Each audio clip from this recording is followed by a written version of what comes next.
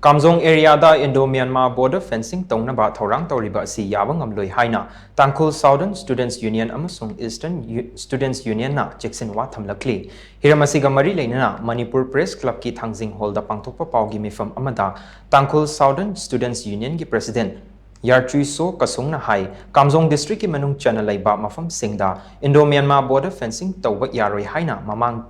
ki September kunda Chief Minister ng Thuma Birenda local MLA gi kuthangda memorandum ama pisin kibat laikrabani tha asigi taratareta General Reserve Engineering Force GREF na Kamjong district administration amadi district asigi SP da tharak pacherol amada border pillar number 6 dagi 110 fawba border pillar number 110 dagi 116 fawba amadi border pillar number 116 dagi 123 fawba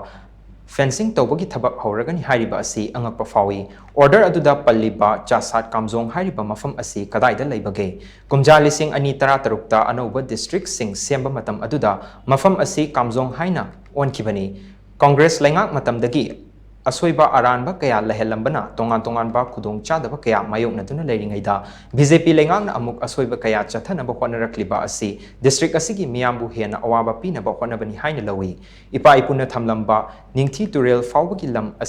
asida mioi kaya lairi mafam sing asida law singu chathaduna lairibani masibu thoksada duna survey tawba natraga fencing tawba changlaklabadi kunja singna yeknabani haina lawgani pumnamak asi thengnanaba chapchana sem saduna laire maduda thoklakpa afa fattagi tekcha khudingmak center amasung state lengangna pugadabani haina su mahakna makha tana phongdorakli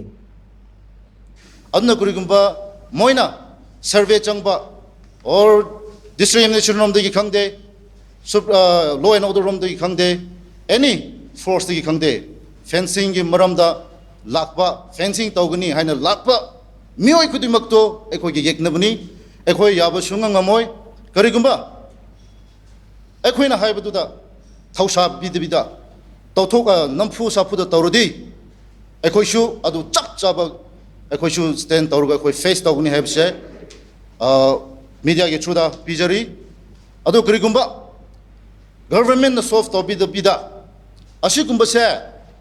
tawthoga kari kumba da laibak thiba khudong thiba thodi state government amachung central government na risk pugadabani